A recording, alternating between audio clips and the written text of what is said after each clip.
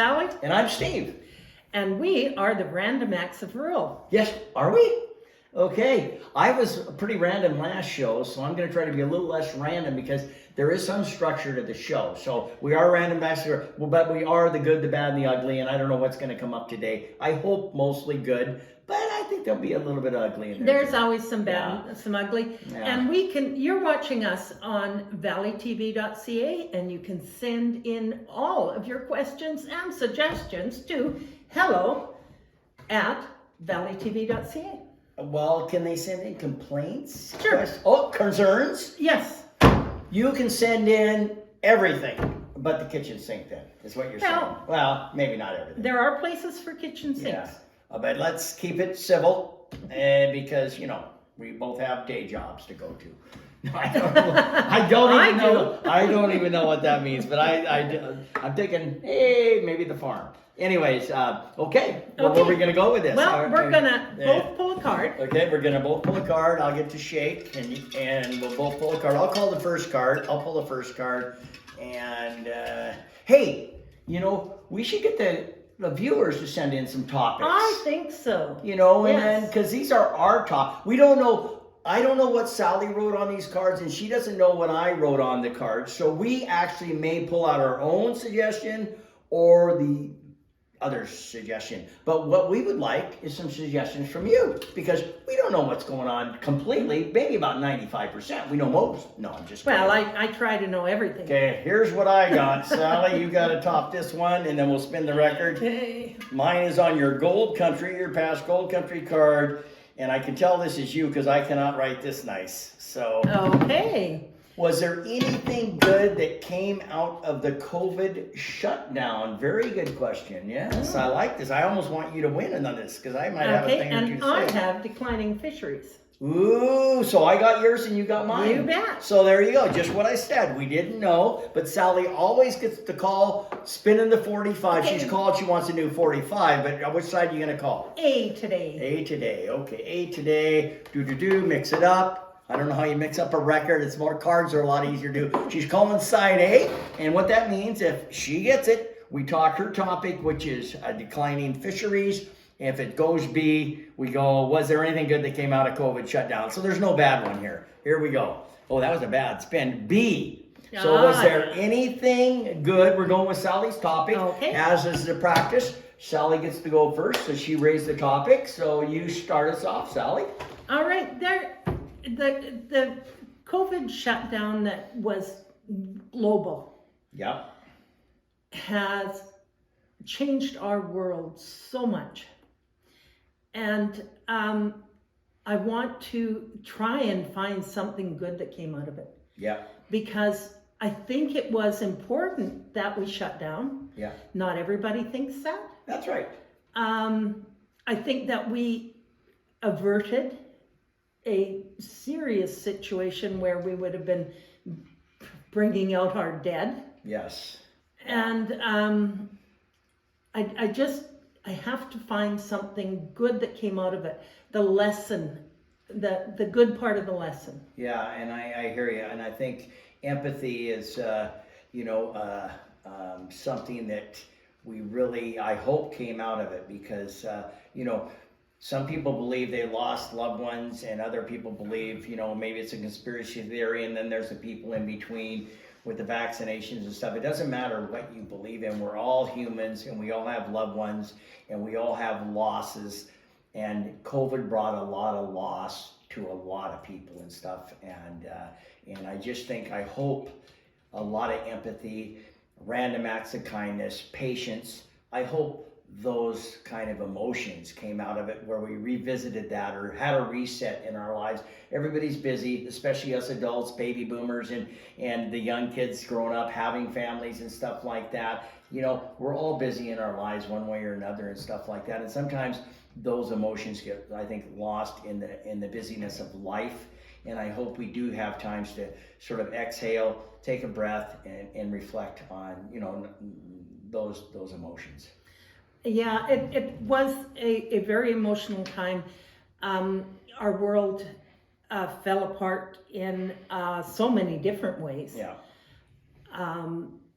for those of us baby boomers who retired during that time, I know I did, Yeah, it seemed logical for me to retire yeah, because I left a space open for someone to have my job. that's right. Yeah. As it turned out, nobody really wanted the job.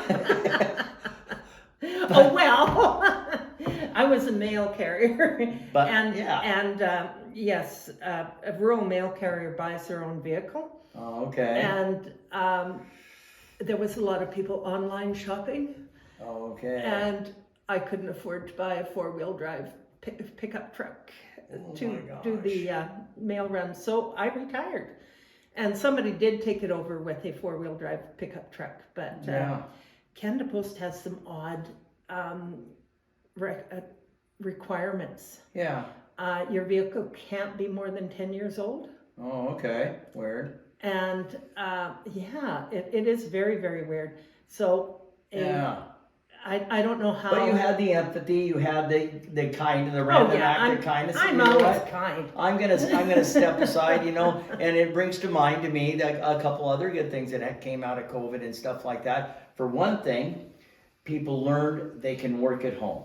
Yeah. For yeah. rural people, that was not only important because if you can work at home, then we're talking minimum wage in the tourism industry. Well, how about maximum wage, say with the BC Hydros and Telluses of the world, the corporate world, if you can get data entry jobs or others and work at home, not only that, the other good that came out of it, you lessen the carbon footprint on our Mother Earth because you're working at home, you're not driving, you're to work back and forth every day and stuff like that. So the fact that it came, not everybody wants to do that, but now that the infrastructure being built out with the internet and stuff like that, it's a very viable option for folks now to do that. So that's something actually good that came from COVID. Probably would have came eventually, but COVID certainly sped it up. Well, I certainly hope that it carries on. Yes. I see big office towers in the big cities. Yes, exactly. And,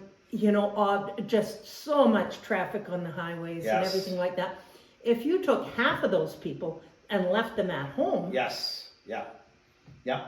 Even if, people went to work every other day. Yeah, it seems like, know? it seems like that's, not only does you get to work at home, and I'm not saying you're going to do child care, but if you can work at home and you have children, if you're a younger family, you at least have a parent at home and stuff, you can work out that arrangement, because most of the work at home jobs are probably going to be data entry. You're going to have so much work done by the end of the month. You might have a 14-hour day, and then your kid might be giving you some trouble, and you might only have a 4-hour day. But what I'm saying is you can do that. The other thing I think it does for corporate Canada and stuff, if you open up those big skyscrapers or whatever, or the bigger buildings to office space, you can either utilize them for other things. Maybe there's some possibility of cash flow there, and so you have that extra space there, or maybe you even decide to downsize and move into a smaller space because you're doing it. I think, if corporate Canada would open their eyes, they would be encouraging work at home, because it seems like, maybe I'm wrong here, but if you crunch the numbers, it would be a savings to them also. Do you know what else would be a savings? What? It would be a savings to have an adult in a home that teenagers come home to. Because quite frankly, a 14-year-old needs parental guidance as well. That's a very good point. I cannot stress this one enough. Yes. They can get into more trouble than a 2-year-old, trust me. That is so true. And probably if there's not an adult at home, they beeline, put their books or whatever, if they even bring their books home, and throw it on the coffee table and they're back outside, or in their room on their phone or what. It doesn't matter, but you're right. You're right. I grew up with always having a parent at home when I came home from school and stuff like that, and it's probably maybe almost a dying art, and it's no blame on the parents. We have been forced to have, if you want to buy a house and sort of have that kind of a lifestyle and stuff like that, pretty much both parents got to work. But now if you can bring one back working at home, you can solve that problem a little bit. Well, and you might be able to get by with only one vehicle. That's right.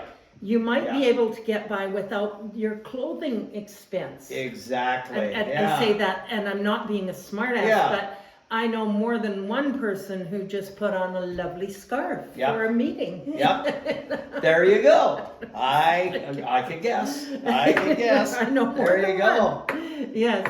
So, budgets for clothing, especially for women, Yeah. are outrageous Okay. for working in an office. If you showed up Oh, that's at true, an yeah. office wearing Yeah. the same clothes over and over again, Right. your boss would speak to you. If you're doing data entry at home in pajamas, however, Nobody's who knows? speaking to you. There you go. Yeah. There you go. And I look at it too. I'm glad you brought up the teenagers. I hadn't thought about that. But I don't know there's been any studies done on it, but I would think the mental health issue might be helped a little bit if there's a parent at home, just because it's a parent, not because you're making them do anything, but you're coming home not to an empty house and sort of doing things on yourself, especially in those early teen years when you're really making decisions and stuff. I look back at our kids, and there was a farmer. The reason I moved, one of the reasons I moved from as a single parent from the States to Canada in 1988 when my kids were in first, second, and fourth grade was because I was gone at a minimum with an hour drive, 10 hours a day, 5 days a week, and usually more than that.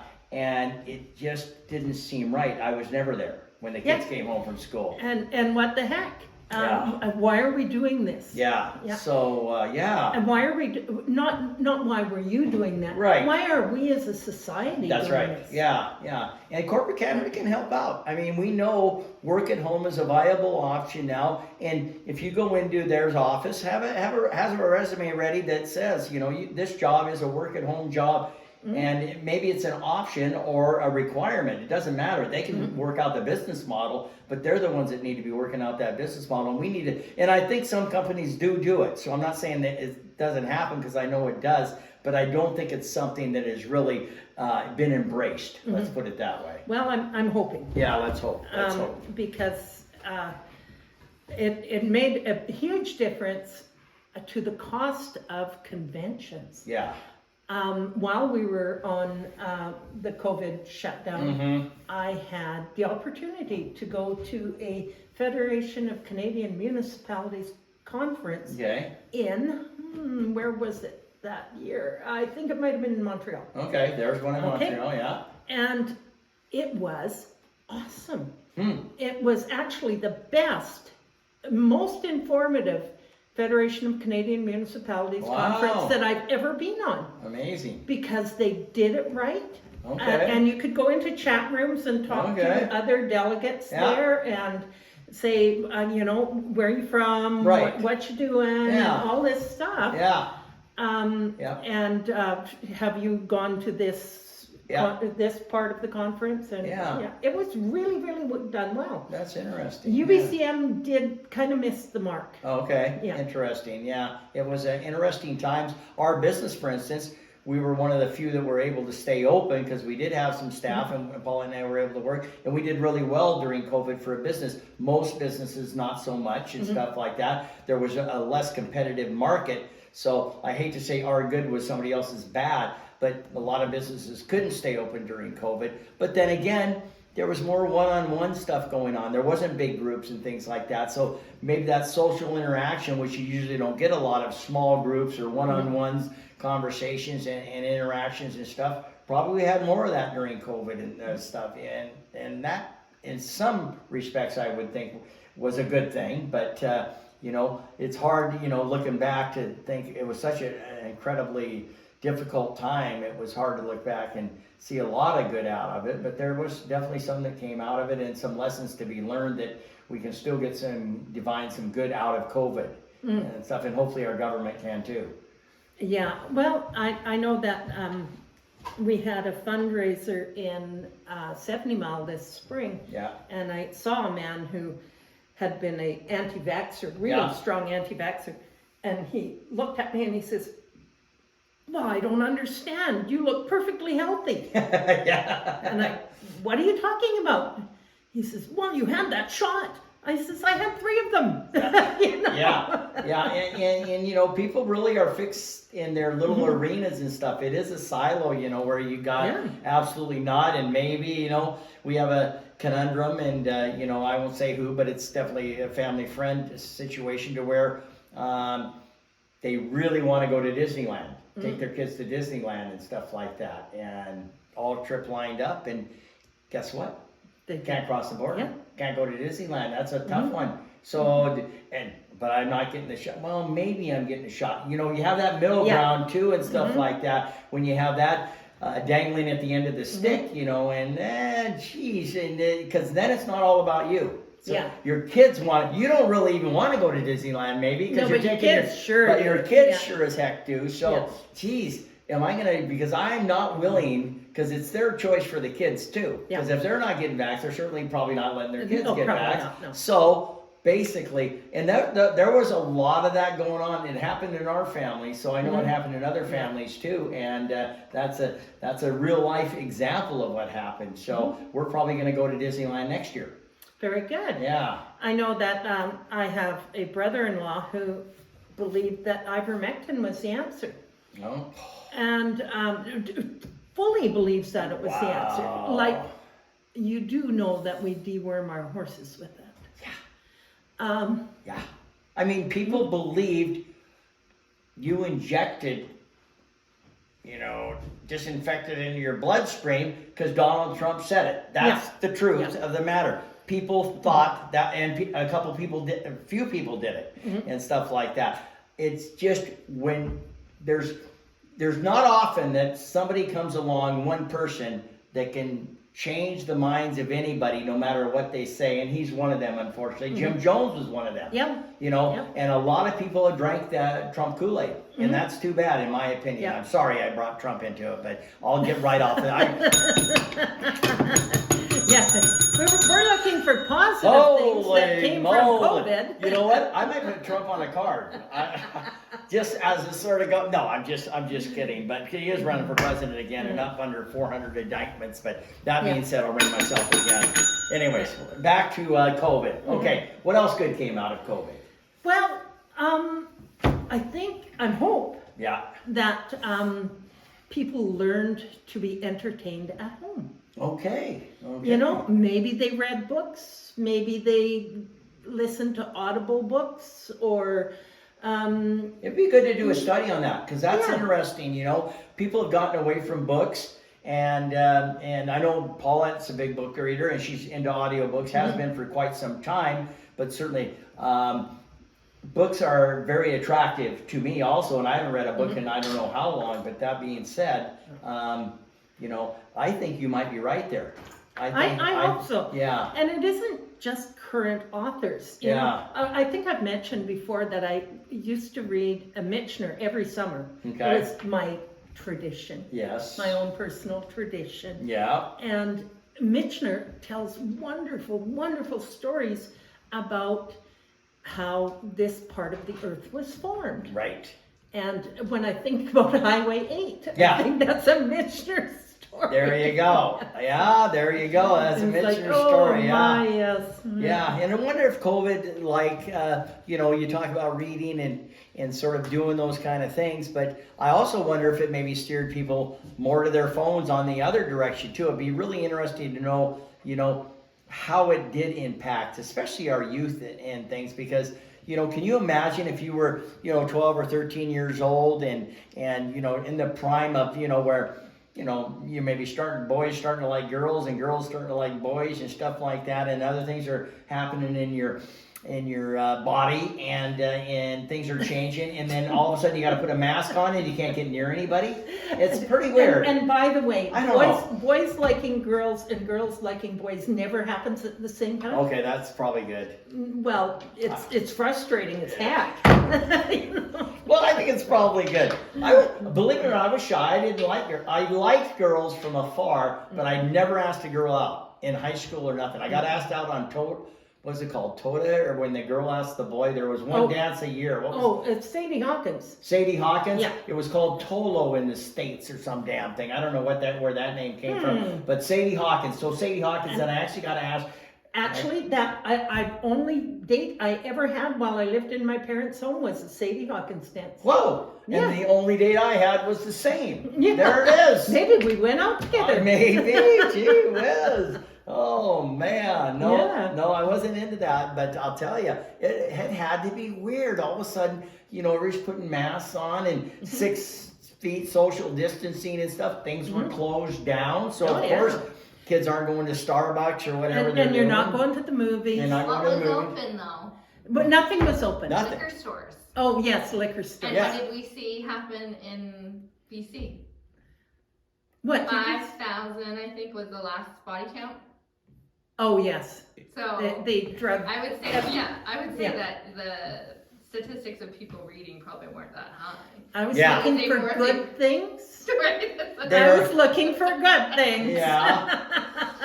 That's what I was saying. It'd be nice to know the numbers though Yeah. of good versus bad that came out of COVID, because there was some really, on the bad side, there were some pretty significant numbers for sure. And Here's a good thing. and I think that's why Sally Okay, put Dana's good. got a good thing. Okay. So from that, there's more education around addiction Yes. and mental health. Yes, absolutely, and more admission of mental health. Yes. Because mental health care is just the same as other health care. When I go and I tell somebody I'm a diabetic, am I embarrassed? I shouldn't be. Yeah. If I say that I'm horribly depressed, Yeah. why should I be Yeah. embarrassed? To tell somebody, Yeah. there's a lot of horribly depressed people out there. Oh, yeah. Exactly. Yeah. So no, and you're right. It definitely rose the awareness level and stuff like that, and actually got probably some more resources to address those things, although it's not nearly enough. And we know. there are still people who believe that the 5,000, did you say? I think there was more. I'm More, not sure. and anyway, the opioid deaths, they still believe that that's kind of just the druggies. Yeah. And it isn't. No. It's young men. Yeah. Oh, a lot of young men. Yeah.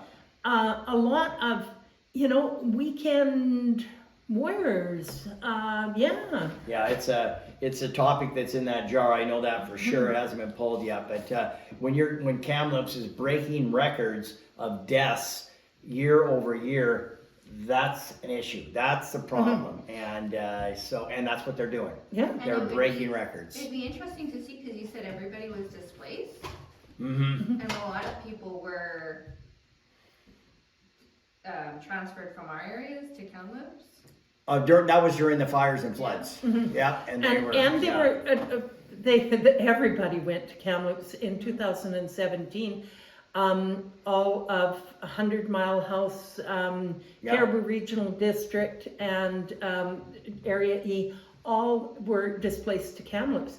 So it was very, very interesting. But the homeless people who had no home to go back to found Kamloops to be a nice warm place. Yeah. And there wasn't very many mosquitoes. Yep. And it was pretty nice. And they stayed. And that was a big problem for Kamloops. Yeah, they're filled up, and during the fires and floods, Kamloops filled up really fast. Merritt was not viable. Merritt was flooded. You couldn't go to Merritt. Also, the roads were closed. So now you're sending people from the Lytton people who have no place to go because their town is burned down, and the Spence's Bridge people who are being evacuated. There is no place to go, and I'm putting reception centers into the jar right now for a draw later on because it needs to be talked about. The closest reception center was Kamloops. After that, you couldn't go to Merritt. They were actually sending people to Chilliwack with the roads closed. They were actually having to cross the border. Some of the people cross the border, come back in from the United States into Canada to go to a reception center after being evacuated. Don't you think that now there's some depressed people that are going to get even more depressed and stuff? Because not only are you going there, you take as many people maybe from your family as you can, or maybe they weren't home or something. I mean, the situation to not have rural reception centers, I think, is a crime. I'll leave I it at wonder that. how that worked, because not everybody has a passport. That's right. It didn't work for anybody. Yeah. There was no direct roads and the overflow Because went the to whole Chilliwack or Princeton Abbotsford. was Yeah. bad, the Yeah. Coquihalla was bad. Yep. Oh Yeah. my God, yeah. It was brutal. It was Yeah. brutal. So that was a shocker for me and stuff like that. And yeah, on that note, we got from a wonderful church, we got a wonderful donation, and we just made a motion at our volunteer society meeting to use the $5,000 they donated to get cots and bedding, and use the school building as a reception center, maybe unofficially, but we're setting that up. So if this happens again, we can get, a few people, probably get 15 or 20 people in there, but at least you wouldn't have to leave. Yeah, and that's something we have to think about as smaller communities. Off topic. It was off topic. Yeah, but that's okay.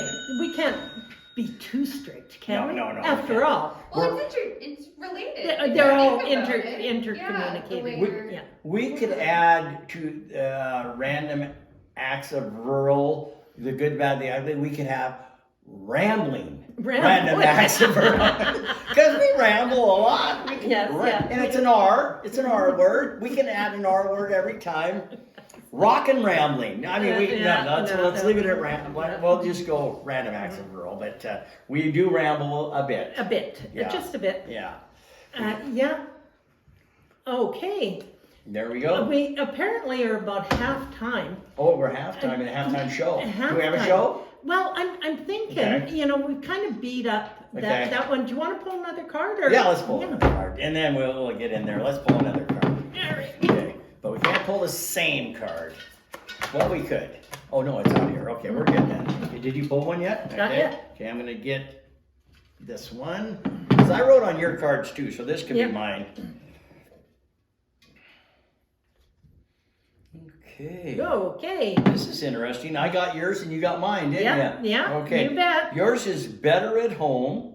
Why are women's jobs considered volunteer? Oh yeah, you're gonna love this one. I like this one already because I think I know where you're going with this. Yeah. I'm going to write down where you're going with this, and then that way you can't say I'm just BSing you. Now, if the record spins in Okay. your direction, All right.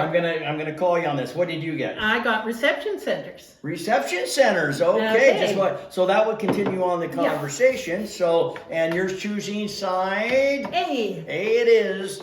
I'm gonna try to do a really good spin among the zucchinis forest here. Okay. Okay. Ooh, that golden zucchini pointing that way. It's a little disturbing, actually. Ah, spin it in. I had some thoughts. Spin it! Oh, that's a good spin. Okay. What side did you say? Hey. It's you?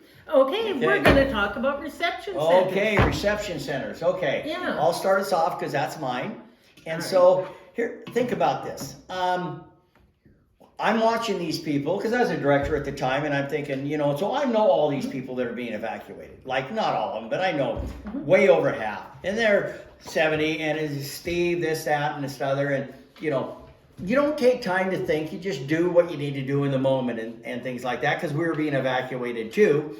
And we actually had to go live behind the restaurant. There was no road. You couldn't even go home. We got a helicoptered in a couple of weeks later, as did everybody on Highway 8. That being said, Lytton had no way to helicopter in because there was no Lytton left. So it was you can't make this stuff up. This is Twilight Zone outer limits stuff and things. You just cannot imagine a 1,200-year flood. 1,200-year flood, imagine that, preceded by a few months by a town, an entire community that burns to the ground in about 35, 40 minutes. It's gone. So you can't make this stuff up. So, the emergency centers kicks in, and the province and the regional district and the federal government, they're all trying to get their ducks in a row and stuff, and it's a fire drill. It's a scramble. This is an emergency unlike any ever seen. And Sally's scrambling in her area. All us little directors are scrambling in our area because it impacted the whole area, especially the Canyon corridor. And anyways, and so the alerts come first. Evacuation alerts, they always come first. So quite a few alerts, of course, and Lytton's no choice. They're evacuated by no choice of their own. But then the orders start coming. The evacuation orders. I mean, you got to leave. That's it. The law says get the heck out of there, or, we're going to drag you out of there. That's what's supposed to happen. And so that happens. And of course, some people aren't going to leave. So you got that part of the issue and stuff. They're going to protect their homes. They're going to protect their property. That's the rural way. It's not the rural way to really leave your home, even if you're being told by the government that you have to leave your home. Let's just put it that way and stuff. And you've assessed the risk to yourself and your family. You're certainly not going to stay there recklessly. I wouldn't think most people would. I have to butt in. Okay, ring the bell first. You can't butt in without ringing the bell. There are Yeah. and have always been people who didn't understand by not leaving. They were understanding that nobody was coming in to help them. Okay. When an RCMP or an emergency official knocks on your door Right. and says you must leave, Right. this is an order, Right. I will not be back, and you say I'm not leaving, they will ask you for your dentist's name. You're dead. Oh, they'll, in case. Yes, so they can Oh. identify a body. Wow. And there were people really upset about that. They didn't need to say a thing like that. Yeah, I imagine. Yes, they do. Yeah. Yeah. Yeah, and you know Yeah. what? It's emotional. The person making the decision is emotional. And they're not fully understanding No. that this is your final order. That's right. That's right. And when you're emotional like that, it takes over decision making, and Yeah. it's not necessarily a good decision. That is for sure. Yes. And that's a tough one. So you got these people, and they're sort of like, they're trying to keep a tally which people are staying home and which aren't, and and all that. Meanwhile, the majority by far are being told this is where they're literally getting notices telling them where they can go. So it's a piece of paper that says you can go to Kamloops. That paper was gone it seemed like a flash. I don't know if it was within the first day of the evacuation, it was done. Kamloops was full. You couldn't go. Merritt was the spillover. Merritt was gone. This is during the flood. Merritt was gone. You couldn't go to Merritt and stuff like this. The roads were wiped out. They were all closed. So the next notice you got, I think it was Chilliwack, it might have been Abbotsford. It's one of those two. That's where the reception center was. Had the address on there. This is where you go. Now imagine, if you will, you're in Lytton or in Spence's Bridge and they're telling you to go to Chilliwack and all the roads are closed. Are they going to provide a helicopter? Yeah. How are you going to get there? It's a 10-hour drive and stuff. Like why they weren't using Williams Lake? Yes. Listen to this. Reception centers. They need floor space to sleep. They need bathrooms. They need a kitchen. That's it. That's what they need. In Spence's Bridge, a town of 150, we have three qualified reception centers. We have the community hall, a lot of floor space, full kitchen, 2 bathrooms, men and women's, huge. We have the Cooks Ferry Indian Band, the Chief Westminster Center. Once again, beautiful building, lot of floor space, bathrooms, a lot of floor space, and for certainly a huge, beautiful kitchen and bathrooms. So then we have the old elementary school building, now the SBID Improvement District building, which has 2 bathrooms, men and women, full kitchen, a lot of floor space, 3 reception center. That's what a reception center takes.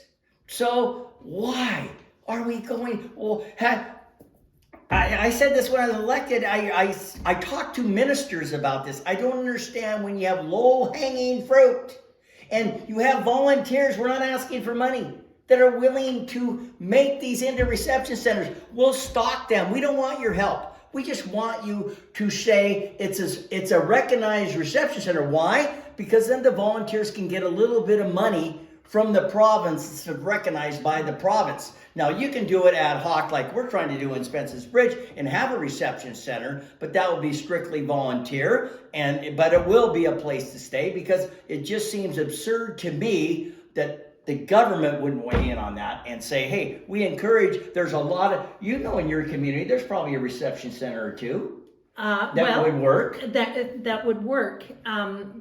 The community hall is an ideal place for that. There you go.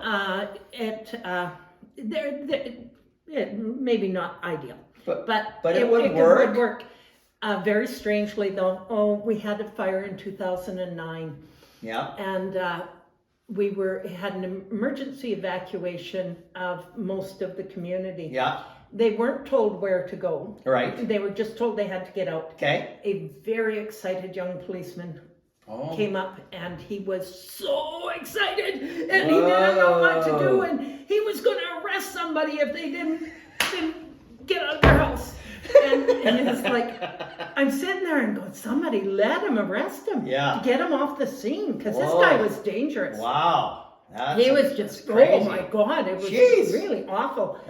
Anyway, everybody in the 70-mile subdivision got in their cars and got their prize cars, you know, their car that they just didn't want to get burned up. Yep. It probably had no plates on it or anything like that.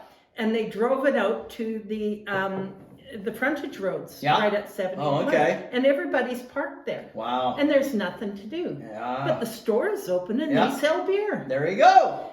And so literally, the bar opens at noon. This is before noon. Okay. I was in 100-mile house. I got back to 70-mile. The roads are lined with these vehicles that don't have plates on them. Okay. They were drinking cans of beer and visiting and everything like that. And the fire departments from all over were there. Sure. Really, really good fire response. Nice. We couldn't get air response because it wasn't fire season yet. It was at the beginning of May. Okay. And so you should be able to, but now you can. Yeah, you because can. of us. Now you can. Yeah, so that's good. So it was very, very bad. Anyway, I was trying to get people all together and try and figure out where they could go. I called the TNRD. There was no one at the building.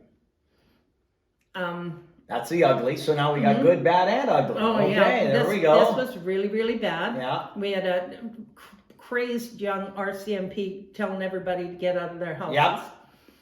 And everybody's getting drunker and drunker. Whoa. It's not very good. Then I get a call from the Caribou Regional District. Yeah. And they told me they had evacuated my town. Whoa. And I'm standing in your town. in my town. Well, that's pretty interesting. I don't think you did. I don't think so. Can I weigh in on this? Well, you know what the best thing about the rural reception centers, they're close by, rural reception center. It's not that, you get people close by and to have them there. The best thing is when a disaster happens, the anxiety level is high, okay? Who do you need around you? You need family members. You need friends around you and stuff like that. It keeps people together. It addresses an accelerated mental health issue, if you want, because I know people who were really stressed out. They didn't know where some of their family was because they did go in different directions. Even some that did know, they weren't together and stuff like that. What do you want when your mental health is being stressed by a fire or a flood and you're going through the roof? Some people are going through the roof. Some people are just really anxious. Some people, are sort of okay in dealing with it. What do you need? You need a place to get to quickly, be with family and friends. So the important part of the rural reception center, I would suggest, is the mental health aspect that it addresses, instead of creating a more stressful situation by trying to figure out how to even get there to Chilliwack and stuff, so you actually have a place to stay that night. At least you got somebody there that can put their arm around you and sort of lower that stress bubble that has been created by this disaster. And I think that's the more important need, to have those rural reception. We had a mental health person come in for the first time into Spence's Bridge once a week and stuff like that, and people went and saw her, and I don't think I worked as hard on anything as getting that mental health counselor into Spence's Bridge than I did in anything else when that disaster occurred, because it was so needed. But I pounded some desks on that one to get her to come there. But we shouldn't have to have that mental health crisis blow up like it did. And part of that contributed to that was the evacuation process and not having any rural reception centers. It's as simple as that. And to me, that's low-hanging fruit. It fixes a mental health problem in the midst of a disaster, and we shouldn't even be having this conversation, in my opinion. Yeah. The fire in 70 Mile was 2009, and there were a lot of lessons learned from that. I couldn't imagine what else could go wrong. Yeah. Until we had a community meeting at the home. Oh gosh. And we're having a community meeting at the hall, and somebody comes in the door and says, "Do you know the fire's right behind the hall?" Whoa. Like, Jeez. oh. We evacuated the hall. Yeah, really fast. Well, and that goes to another point too. When that happens, people get angry, rightfully so. And they're going to point their fingers and go around a BC wildfire, the regional district, their MLA or MP and stuff like that.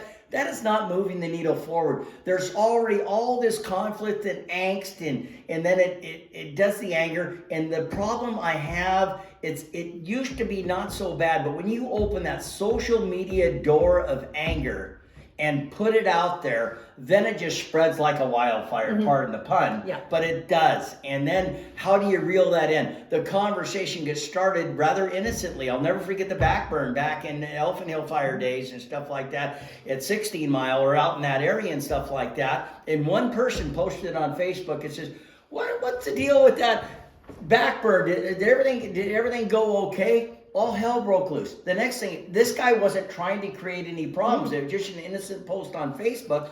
All hell broke loose. The fire went wild because the backburn was bad. BC wildfire, they were the villains and stuff. And we need to get them under arrest. It was just unbelievable. And so it went from that one comment, and within, I'd say an hour, there was 30 comments. It just became this chain of anger. And we ended up having, I'll finish off with, we ended up having a meeting at the Sagebrush Theater, and I was a director at the time, and I was there, and I had, because the Sagebrush Theater, the people were just lambasting the BC wildfire, which was up on the stage, and I raised my hand, and the chair did call on me, and he says, we're not really supposed to let the directors talk.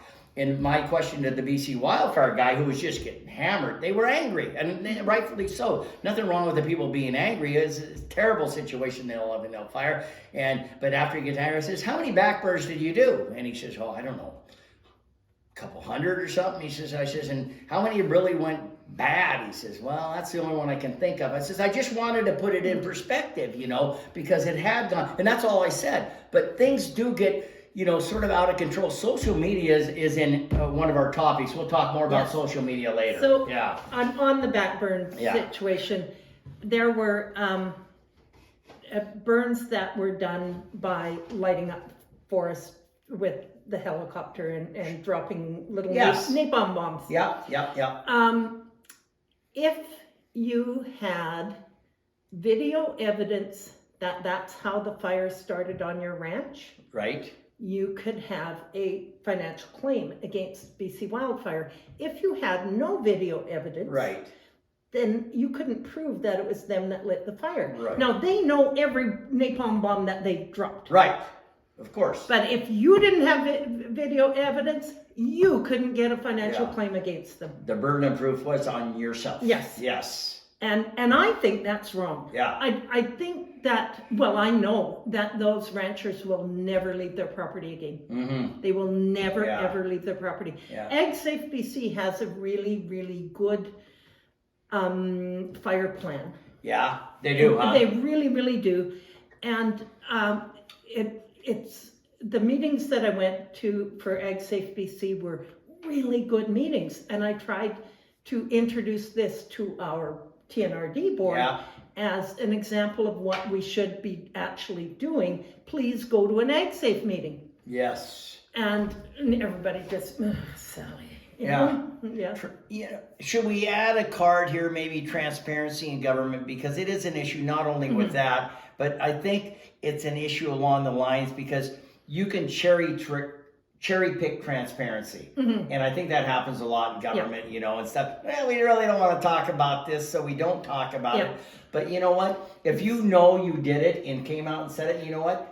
And if you don't talk about it, it doesn't get solved. That's right, and it does lower the anger bubble. Yeah. It sort of pops the anger bubble. Yeah. Okay, they admitted the wrongdoing and stuff like that. You know, at least that's a starting point and stuff like that. And yeah, maybe somebody will bring a lawsuit, but more often than not, it's just that's good enough for them. You know, don't do it again, kind of thing, and things like that. Unless they have a big loss, and then of course they want some recovery from the government, which they should get. Yes. When we were doing our research for this station, Yeah. for applying for a grant, that was on our top 5 topics that we would be uncovering was local government transparency. Yes. I'm putting it in the jar as we speak. And I think they're getting better now because of COVID. There you go. And that's where I was going. Oh, because okay. of COVID, now you can watch a TNRD meeting online, a city council meeting online. You can do this. You never used to be able to. Good point.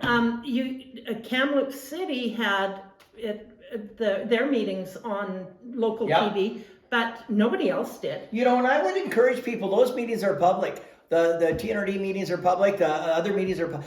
I would encourage people to listen to those and see what your elected officials are doing for you. And I think it's a good plan. And I Not all would the time. encourage you to watch them on your computer. Don't go into the room to watch them. Yeah. Because you're not allowed to go, oh my!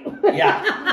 I would encourage to ask questions Yeah. to them. You can now. Now Yes. there is a question period at the end. There's for a question the period audience. at the end, and if there's a, and if you browse the agenda, which would be available and stuff like that, you can see there may be a question that really impacts you. Yes. You can actually weigh in on it. Okay. So I'm going to put transparent government. I put COVID as a question mark because that'll remind us older people that might want to come up in the conversation. Okay, here we go. Okay, we have 10 minutes left. Oh. And so I get to go first because you got to go first. I was going to last say, time. yeah, I want you to go first anyways because I hadn't thought about our 10 minutes Okay. left, so I don't have a thought. I have no ideas at all, but you might trigger one. Go ahead. I want to talk about volunteerism Okay, and how important it is to our small communities. okay. I can't stress this enough, that there is not just that it does good for your community, it does good for you. Right. You know, that nice warm fuzzy feeling. Fuzzy feeling. Fuzzy feeling. Yep. New teeth. I thought of a bunny. Go ahead. A nice warm fuzzy feeling. Yes, the emotional bunny that you get. Yes. When you volunteer strengthens your soul. Mm-hmm. I'd like to know how come I have the lisp and I always get to say those words. Yeah. Strengthen the soul. Yeah, it does. It strengthens our soul. Yes, it does. It's and the people who are volunteering frequently are nervous about it. Like they don't know what they can give. Yeah. And for those who organize volunteers, it's your job to pull out that special gift that person has. Yeah, and it's funny too because people that volunteers, they put their foot out there, and I once, long before I was elected, I think volunteers too are always they put their family first, but they put their community second, and that's why they volunteer. They love where they live, and if they move, they just want to be part of where they live, the community, no matter where it is and stuff like that. And I was once volunteering for, it was called the Spring Fling way back in the day, put on all these events in the spring and stuff like that. And I forget what role I had. I think I had to contact some people I was doing, and I was called a bad volunteer. And I thought, I wrote back and I volunteered for a long time, and I'm thinking, never been called a bad volunteer in an email. Called a bad volunteer, and I thought about it for a while. I says, well, you know what? You don't want bad volunteers, so I'm going to have to resign. You're a volunteer, but I've never forgotten that. I don't think there's any such thing as a bad volunteer. I mean, maybe you don't like the way they do it. Maybe they don't even do much, or they say they're a volunteer. That's not a volunteer. If you're volunteering and trying to do something, whether you do it good, bad, or ugly, you're a volunteer. You're not a bad volunteer. I know that I moved from 70 Mile House to Clinton for a while, and I tried to volunteer for their Halloween event because Halloween was big. When you have little kids, Halloween's Yeah, great. of course. And I had to fill out an application. and my qualifications and other things. And I went, okay, talk about gift horses in the mouth. No kidding. Yeah, I don't think that wouldn't fly. I guess they don't need me. No kidding. Yeah. That would not fly in our community. And volunteers are very important. And I can understand it, you know, thinking now, you know, I was volunteering to work with small children. You know, if you want to make sure your small children are safe, perhaps you should be vetting your volunteers. That's right. Not turning them down with an application. Yeah. And we've had some recent action in this end. We've actually had some young volunteers come into the fold in Spence's Bridge, but I'll tell you, it was pretty scary for those baby boomers and all that. It wasn't the core group, it was the group of volunteers. There was nobody under 60, I would say, and stuff like, and when you're getting to the point where you might want to go to the bazaar or the dance, but you don't want to be part of building it anymore because you've done it for 3 or 4 decades and stuff like that, you're looking around and seeing, where are the young people? We have some, and some of them stepped up to the plate. It's really good, but we do got to be looking at, because I would say from, you know, right in the rural corridor and stuff like that, especially rural communities and stuff, the volunteers are aging out, to put it politely. Yeah. They're aging out. Yeah. And it is our job to drag somebody younger up to fill our shoes. Absolutely, absolutely. And I think there is some of that happening, which makes my heart beat a little better. And because it is a concern, because those little rural communities, their events, their bazaars, their dances, their bingos, they're all run by volunteers. Yeah. If we only had enough volunteers to have a bingo. There you go, Steve, your 5 minutes. Oh, have we sold any bingo cards? Well, not yet. But we don't start for we're late. No, I'm just kidding. Yeah. So, you know, I'm going to stick on volunteers because I think it's really important for our rural communities. And we had a meeting of the Spence's Ridge Volunteer Society, which, you know, I'm honored to be chair of, and trying to get things going. And we were just talking about this, and we were looking for volunteers to run our outdoor theater movie system, which we have a beautiful thing that was got with a grant through NDIT and stuff like that, and we need to raise some money. That's another thing, raising money, that I think that's in the jar to maybe talk about later, because that's a tough one. But we have this vehicle and this beautiful piece of property with our new sprinkler system, beautiful green grass. So outdoor movies during the summer, maybe Saturday night at the movies with the concession and, you know, popcorn and pop and all that kind of stuff. We could probably make some good money with, you know, some donations, maybe a minimum of $5. But who's going to volunteer to set it up? Who's going to volunteer to break it down? It's got a sound system and the theater's thing, so it's a bit of a work and stuff. And sure enough, we got one sort of baby boomer and one young kid that's going to hopefully set that thing up, and we're going to give it a shot and stuff like that. And then who's going to mow our nice new grass and stuff like that? We go out here, and here's this kid, 17 years old. He's not getting off the mower till it runs out of gas. This happened day before yesterday. Well, in time frame, because this is taped. So it wasn't the day before yesterday, but that's okay, because Dana's going to edit this out. And if she doesn't, you know it's taped, and we're going to go live if we don't get canceled, as I told you before. We could get canceled. Anyways, he's out there going like a bat out of Hades. I'm not allowed to swear apparently on the show. And I says, what's he doing? His mom's waiting for him in the van. She's going to wait. I stopped by and actually told the mom, you are a wonderful mom, because he was there the whole meeting and he's still going. And he had not run out of gas.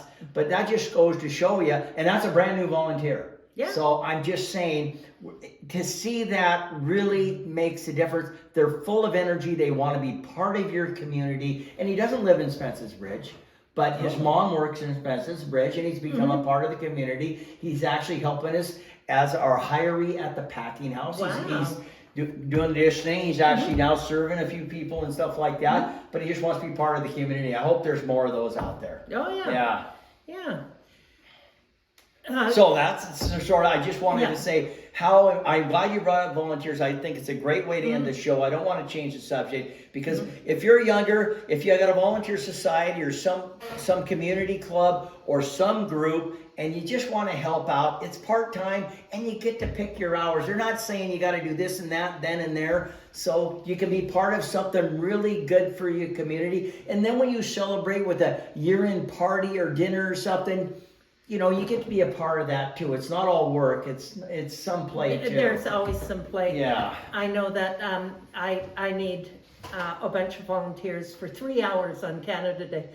And when I think about it, 3 hours is such a short time. Yeah. Because it's taken me months to plan this. There you go. Yeah. Yeah. And then you get to get just as much credit as you do when you spent the months Yes. planning it. There you go. So, I mean, it's sort of a cool thing to be That's a part of. how it works. That's how it works. So, and that's how it works with us, with random acts of rule, the good, the bad, and the ugly. Let's encourage those questions, concerns, complaints. We need some topics because Sally and I are running through these topics pretty fast. I think we got about a half dozen slips left, and we love to talk about anything, even if we don't know anything about it. Well, you can find us on valleytv.ca, and you can write to us at hello@valleytv.ca. And what time's our show going to air? Do you know? And what day of the week? 10 a.m. on Wednesdays. 10 a.m. on Wednesday. That's a good time right after your coffee. You're sort of fired up and got your head brain going. And the thing is, you don't have to be at your computer on 10 a.m. on Wednesdays. They're on file, aren't they? Yes. So. Question. Yes. Oh, I know we got to sign off, but are they going to be able to like text in live while we're having the show? If once we get to the live zone and Yes, stuff like that? when we're live, they can text in. I don't want to get questions. canceled then. Oh, okay, because you wanna- can hardly wait. I really want to get to the live zone to answer those Oh, okay. pop-up Well, questions. we That's hope, what we hope not to get canceled. you know. You're gonna have to bring in better fruit, though. I will bring in better fruit. Cherries is next, by the Oh, way, yay. and these cherries are really good. All and right. Stuff like that. I could bring in a turkey. You know, now that yes, please do a live Okay. one. Yeah, Okay. yeah. Anyways, we might get canceled during the live show. If we can make it there, because when things pop up and we go sort of live, that's when we'll get canceled. Okay, I'm Sally, I'm Shane. and we're happy you joined us. We really are. Thank you.